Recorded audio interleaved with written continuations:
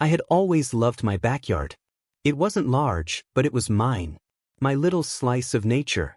The trees, 2 massive oaks and a towering maple, had been there for as long as I could remember. They had grown alongside me, their branches stretching high into the sky, offering shade in the summer and a splash of color in the fall. They weren't just trees, they were part of my history. They had witnessed so many of my life's moments: family barbecues, quiet mornings with coffee, and afternoons spent reading in the sun. The trees had always been a quiet sanctuary for me. The rustling of the leaves provided a calming backdrop to my thoughts. My neighbors, on the other hand, had never seemed to appreciate them. They were an older couple, Paul and Linda, who lived next door. We had an amicable relationship, nothing too close, but also nothing too distant. We waved when we saw each other, exchanged pleasantries during the occasional fence chat, and even helped each other out on occasion. At least, that's how I thought things were. For years, the trees had stood tall between our homes, marking the boundary in a way that felt natural. They provided me with privacy and kept their yard looking lush, offering a soft, green barrier that separated our properties. I had always made sure to care for them, trimming dead branches, keeping the soil healthy. They were my pride and joy. But that summer, something shifted. It wasn't anything overt at first. There were subtle changes: the way the neighbors' driveway lights were positioned, a little closer to my property line than before, or the way Paul would glance up at my trees when he thought I wasn't looking. Still, I didn't think much of it. People have their quirks. But that all changed one morning when I opened my front door and saw something that made my heart drop into my stomach. The towering maple, the one closest to the fence, had been hacked apart. I stood there, in stunned silence, as I processed the damage. The thick trunk of the maple had been chopped down at an angle, leaving a jagged stump that cut through the once smooth curve of the fence. Leaves and branches littered the grass, and what was once a quiet, serene corner of my yard now felt like a graveyard for my memories. My first thought was that there must have been some mistake. Maybe a storm had caused the damage, or someone had cut it down by accident. But the more I looked at the stump, the more I realized this wasn't an accident. The cuts were too precise, too deliberate. Someone had taken a chainsaw to my tree, and it wasn't just a branch or two. They had felled the whole thing. I felt a wave of anger and disbelief wash over me. No one had the right to touch my trees without my permission. I had never given anyone, not even my closest friends, the go-ahead to trim or remove anything from my property. So I marched over to the fence, my mind racing with questions. And that's when I saw Paul, standing there, a look of guilt and unease spreading across his face. "Paul," I called out, trying to keep my voice steady. "What happened to my tree?" He hesitated, eyes darting nervously as if he wasn't sure how to respond. Finally, he spoke up, but his words only made my anger grow. "Well, you see, there were some branches hanging over our side of the fence, and we were worried they might fall onto our roof. It just seemed like the best thing to do." My jaw clenched. "You cut down my tree without asking me first?" He nodded, looking more uncomfortable by the second. "I know it looks bad, but we thought it was necessary. The branches were getting too close to the house. And, we didn't want to risk any damage." I was floored. It wasn't just about the tree anymore. It was about the complete disregard for my property, my space. And what made it worse was that I had never been consulted. Not once. No phone call, no conversation over the fence. Nothing. I took a step toward him, my frustration bubbling to the surface. "Paul, you can't just make decisions about my property without talking to me. I care about those trees. They've been here for years." "I understand," he said, his tone defensive now. "But we thought it was the right thing to do. I didn't mean to upset you." I wanted to scream. I wanted to tell him how violated I felt, how this wasn't just about a tree, it was about trust. But instead, I took a deep breath, trying to calm my racing thoughts. "You should have asked me first. I would have gladly helped you with any concerns, but this isn't how you handle things." He seemed to realize the gravity of the situation, his face reddening. "I'm sorry, really. I didn't think it would be this big of a deal." I turned to look at the stump again, my mind swirling with a mix of anger and hurt. They had crossed a line, and I wasn't sure how to move forward from here. The tree was gone, and there was nothing I could do to bring it back. But as I stood there, staring at the remains of what had once been a symbol of calm and beauty in my life, I realized one thing. This wasn't over. Not by a long shot. The days that followed the incident were filled with a mixture of disbelief and anger. I couldn't get the image of the ruined maple out of my mind. Every time I stepped into my yard, it was the first thing I saw, a jagged stump where once there had been a beautiful tree that had been with me for so many years. It felt like a punch to the gut, like something personal had been taken from me. And it was. Paul's excuse, that the branches had been too close to their roof, felt flimsy at best. Sure, a branch here and there could have been a concern, but this was no small trim. They hadn't just cut a few branches, they had chopped down an entire tree. An old one. One that had taken decades to grow. There was no way that was necessary. If they truly had concerns, they could have come to me. We could have figured something out. But no, they just went ahead and did it, without even a simple conversation. I kept replaying his words in my mind. We thought it was necessary. As if that somehow justified the destruction of something I held dear. As if their convenience mattered more than my rights as a homeowner. I wasn't buying it. But it wasn't just the act itself that bothered me, it was the complete lack of respect for boundaries. We had lived next door to each other for years. We had never been close, but we had always maintained a cordial relationship. I thought that meant something. I thought it meant we could trust each other, even if we weren't the best of friends. But this was a betrayal. And in that moment, I knew that I couldn't let it slide. I had to do something. I had to make sure they understood the consequences of crossing that line. The next morning, I took a walk around my property. I was determined to find a way to fix the situation, to regain some sense of control. As I walked along the fence, I found myself staring at the spot where the maple had stood. I could already picture it, how it had looked in the spring, its branches full of vibrant green leaves, how it had provided shade on the hottest summer days. That tree was a part of me, and now it was gone. I couldn't just let it be. That's when it hit me. I didn't need to get angry. I didn't need to yell or escalate things further. What I needed was a clear, strong boundary. Something that would make it unmistakably clear that my property and my trees were off limits. And that's when I decided I was going to build a fence. A tall, solid fence that would not only mark the boundary of my property but would make it impossible for Paul and Linda to encroach any further. The idea of building a fence had always been in the back of my mind, but I'd never seriously considered it. Sure, I had a small section of fence separating our yards, but it wasn't tall and it wasn't particularly sturdy. It had been enough for years, but now, it felt inadequate. Now, it felt like an invitation for people to ignore my boundaries. I spent the next few days researching fences, types of wood, height restrictions, and designs. I wanted something that would not only protect my privacy but also send a message: do not cross me. I wanted it to be tall enough so that nothing could be seen from the other side, so that I could enjoy my yard without the constant reminder of their intrusion. The more I thought about it, the more I realized this was the only way to restore some sense of peace and control. I didn't want to engage in a petty back and forth with Paul. I didn't want to get caught up in an ongoing feud. But I also couldn't just let this slide. A line had been crossed, and I needed to draw my own. I called a contractor that afternoon. I explained what had happened, and he assured me that we could build a fence that was not only strong but would also abide by local regulations. The plan was set. In the coming weeks, I would have a fence built, one that would effectively block Paul's access to my side of the property. No more passing through my yard. No more ignoring my boundaries. As I began to make plans, I couldn't help but feel a sense of satisfaction. It wasn't about revenge. It wasn't about hurting anyone. It was about taking back my space and asserting my rights. It was about standing up for myself in a way that didn't involve confrontation, but instead involved something far more powerful: setting clear boundaries. As the days passed, the idea of the fence began to take shape in my mind. It wasn't just about putting up a barrier between me and Paul, it was about reclaiming something that had been taken from me.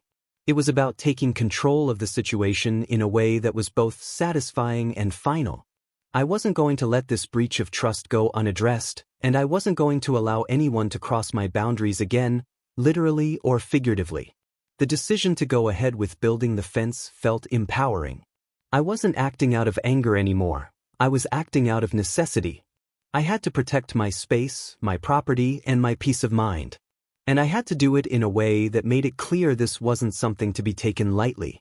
It wasn't about being petty, it was about making sure this never happened again. I called the contractor back, and we set a time for him to come out and assess the property. He was experienced and professional, and after walking around the yard with me, he gave me a few ideas for the fence design. I knew I wanted something tall, something that would block out any view of my yard from next door, but I also wanted it to have a sense of permanence. I didn't want this to be a flimsy boundary. I wanted it to be something that would last, something that would show that I wasn't messing around. We discussed the materials. What seemed like the best option: sturdy, reliable, and traditional. I chose cedar for its strength and natural resistance to the elements, and we agreed that the fence would be at least 8 feet tall. Higher than the standard height for privacy fences, but I wasn't concerned with conforming to any neighborhood norms. This was for me, not for anyone else. As we finalized the details, I couldn't shake the feeling that this was exactly what I needed. It wasn't just about the trees anymore. It was about making sure no one could ever infringe on my space again. It was about standing firm, about making a statement. And when the contractor left that day, I felt a sense of calm that had been missing for weeks. The decision had been made. It was no longer a question of what I should do, it was already happening. Construction began a few days later. The workers arrived early in the morning, their trucks rumbling down the street as they set up their equipment. I watched from my porch as they began to tear down the old, dilapidated fence and prepare the ground for the new one. The whole process was surprisingly satisfying to watch. Each post that went into the ground felt like another step toward reclaiming my property, toward setting the boundary that should have been there all along. As the days went on, the fence slowly started to take shape. I checked in on the progress each day, watching as the workers carefully constructed each segment, building it taller and stronger than before. It was taking longer than I had expected, but I didn't mind. I wanted it done right. I wanted to be sure that when it was finished, there would be no question about where my property began and where it ended. And then one afternoon it was done. The fence was completed. It stood tall and strong, a solid wall between my yard and Paul's. It was beautiful in a way, clean lines, smooth cedar panels, and a height that left no room for doubt. My privacy was restored. My space was mine again. As I stood there looking at the finished fence, I felt a mixture of satisfaction and relief. It wasn't just about the fence, it was about what it represented. It represented my right to protect what was mine, my right to set boundaries, and my refusal to let anyone, not even a neighbor, take that away from me. But I knew that Paul wouldn't be pleased. In fact, I was certain he would be furious. He had already shown a lack of respect for my property when he had cut down my tree without permission, and I knew that this fence would be seen as a direct consequence of that action. He wasn't going to like it, but at this point, I didn't care. I wasn't doing this to get back at him. I was doing this to make it clear that my property was mine. And if he had a problem with it, well, that was his issue, not mine. The next day, I saw Paul outside, walking around his yard and looking over at the fence. He had clearly noticed the new construction. He tried to act nonchalant at first, but I could see the tension building on his face. It was only a matter of time before he came over to confront me. And sure enough, within an hour, he was standing at the edge of the fence, his hands on his hips, staring at it with a mixture of frustration and confusion. I could hear his voice as he called out to me from across the yard.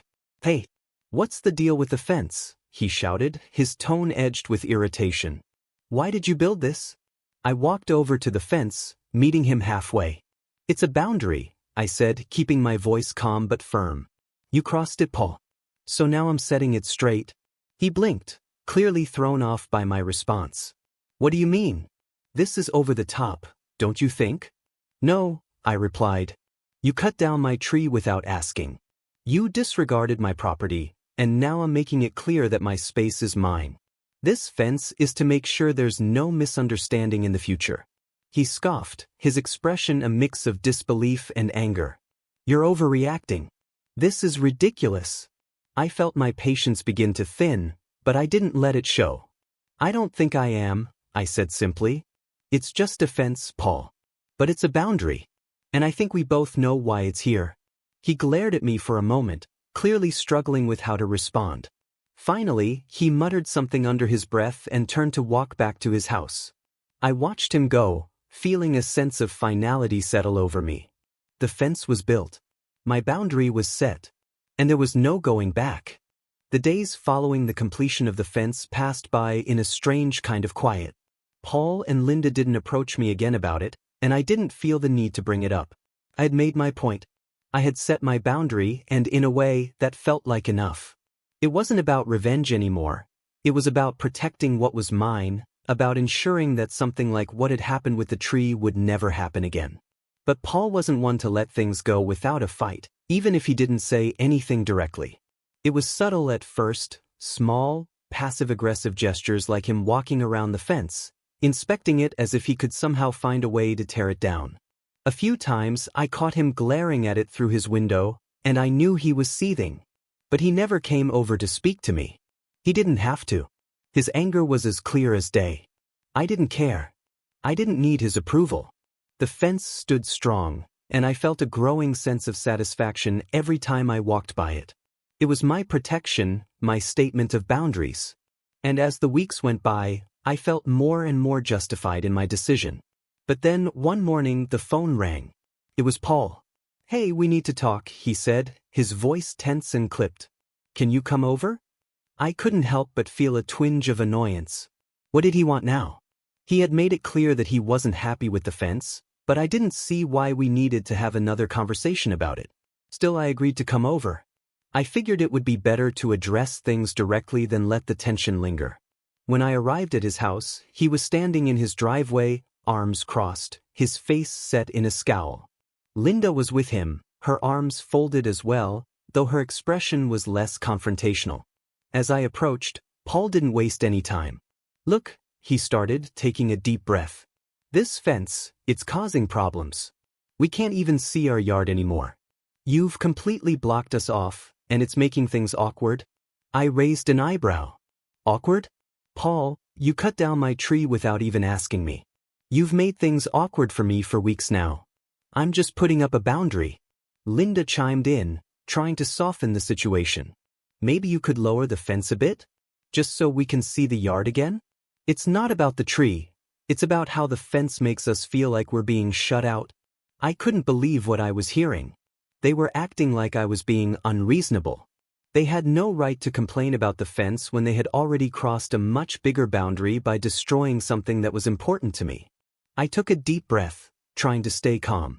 "You destroyed my property, Paul," I said, my voice steady but firm. "And now, because of that, I've had to set a physical boundary. This fence is staying up. If you have a problem with it, that's your issue, not mine." Paul opened his mouth as if he was going to argue, but then seemed to think better of it. He looked at Linda, and she gave him a small nod. He closed his eyes and sighed. "I get it," he said finally. "But you have to understand, it's not just about the tree. We've been neighbors for years, and now it feels like you've put a wall between us. We've always been able to talk things through, and now you've crossed the line," I interrupted, my patience thinning. "I'm not going to keep discussing this. The fence stays. I'm not moving it and I'm not lowering it." Paul's face hardened, but he didn't argue further. Instead, he nodded curtly. "Fine. But don't expect things to go back to normal between us. This changes everything." I didn't respond. There was nothing more to say. I turned and walked back to my car, the weight of the conversation hanging in the air. As I drove back home, I couldn't help but feel that Paul had missed the point entirely. This wasn't about creating distance between us for no reason. This was about respect. This was about making sure my boundaries were clear and not to be violated. And if that meant a little bit of discomfort, so be it. As the weeks passed, the tension between us only grew. Paul stopped speaking to me altogether. Linda, too, became distant. It was clear that they were holding a grudge, but at this point, I didn't care. The fence was up, and I was no longer worried about their opinion of me. I had done what needed to be done, and I wasn't going to back down. But then, one evening, I received an unexpected knock at my door. It was Paul. He stood there, looking hesitant, his shoulders slumped. "I've been thinking," he said, his voice quieter than usual. "Maybe we overreacted. I've been thinking about the tree, and I realize now we should have talked to you first. I'm sorry. I was taken aback. This wasn't what I expected." Paul had never been one to apologize easily, let alone admit that he was wrong.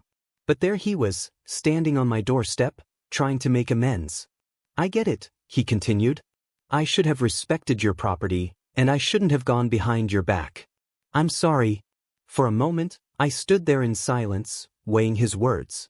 It wasn't easy to forgive him after everything that had happened, but hearing him take responsibility for his actions felt like a step in the right direction. I wasn't sure I could ever go back to the way things were before, but this apology was a start. "Thank you," I said, my voice softening. "I appreciate the apology. But the fence stays. It's not just about the tree anymore. It's about setting boundaries that should have been respected from the beginning." Paul nodded. "I understand. And I'll respect that. Just, let's not let this ruin everything." It wasn't a perfect resolution. There were still things left unsaid, still some lingering tension. But in that moment, I felt a sense of closure.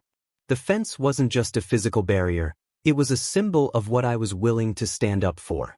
And for the first time in weeks, I felt like I had finally taken control of the situation. As the weeks passed, things slowly began to settle into a new routine. The tension between Paul and me didn't magically disappear, but it did soften. The apology, unexpected as it was, had opened a door for us to begin moving past what had happened. We no longer exchanged pleasantries over the fence, but we also didn't avoid each other completely. We went back to waving when we saw each other outside and even had a few brief, surface-level conversations about the weather or neighborhood events. But the friendship we once had, if you could call it that, was gone. And honestly, I wasn't sure I minded. The fence, standing tall and strong, was a constant reminder of what I had done and what I had learned. It wasn't just about protecting my property, it was about understanding that I had a right to set boundaries, and that those boundaries deserved to be respected, no matter who they were. It wasn't easy to enforce those limits, especially with someone I had lived next door to for years. But it was necessary. And, in the end, it was one of the most empowering decisions I had ever made. As for the trees, well, they were gone. The old oak and birch that had once stood proudly in my backyard were no longer there. But in a way, they had served their purpose. They had been the catalyst for change, the spark that ignited the shift in my understanding of my own space, my own needs. I might not have been able to save them, but the lessons I learned from losing them were worth much more than the trees themselves. Paul and Linda continued to live next door, but our interactions were minimal. I didn't seek them out, and they didn't seek me out. There was no ill will, no open conflict, but there was also no closeness. And that was fine. I had come to realize that sometimes, relationships, especially those that had been built on convenient proximity rather than genuine connection, couldn't be salvaged. It was painful at first, but I eventually embraced the idea that it wasn't worth holding on to something that no longer served me. As for the fence, I found myself growing fond of it in a strange way. At first, I had seen it only as a symbol of my frustration and my desire for protection. But over time, it became something more. It was a boundary, yes, but it was also a statement. It said that I wasn't afraid to stand up for myself. It said that I had learned to respect my own needs, even if no one else did. And, perhaps most importantly, it said that I was capable of taking control of my own life, of creating space for myself, literally and figuratively. The months rolled by, and the seasons changed. The fence, now weathered by the wind and rain, settled into its place in my yard. It no longer felt like an act of rebellion or retaliation. It had become part of the landscape. My property was mine again, and the peace I had gained was not just in the physical boundary I had created, but in my own heart. I had learned to trust myself, to listen to my instincts, and to protect what was mine. Occasionally, I would see Paul in his yard, tending to his garden or walking his dog, and I would feel a pang of nostalgia for the old days when things were simpler. But that was all it was, nostalgia. It wasn't sadness, and it wasn't regret. It was just a quiet acknowledgement that some things weren't meant to last, and that sometimes letting go was the only way forward. And while the fence still stood tall, as a reminder of what had happened, I no longer needed it to define me. It was a part of my past, but not my future. The boundaries I had set were no longer just physical, they had become internal, woven into the way I carried myself in the world. I had learned the value of standing up for myself, of setting limits, and of protecting my peace. And that, more than anything else, was what I had gained. One afternoon, I found myself standing in my backyard, looking at the fence. The sun was setting behind it, casting long shadows across the yard. It had been a long, difficult journey to get here, but I had finally come to a place of understanding. I no longer felt the need to prove myself, no longer felt the need to apologize for wanting what was mine. The fence had served its purpose, but I no longer needed it to hold my ground. I had already done that. As I turned to head back inside, I felt a sense of peace settle over me. The past was behind me, and the future, though uncertain, felt full of possibilities. I had learned the power of setting boundaries, and the strength it took to enforce them. And for that, I was grateful. The fence may have been the physical manifestation of a conflict, but it had ultimately become the symbol of something much bigger. My own growth, my own resilience, and my own ability to stand firm in the face of adversity. And that, in the end, was worth more than any tree, any neighbor, or any fence ever could be.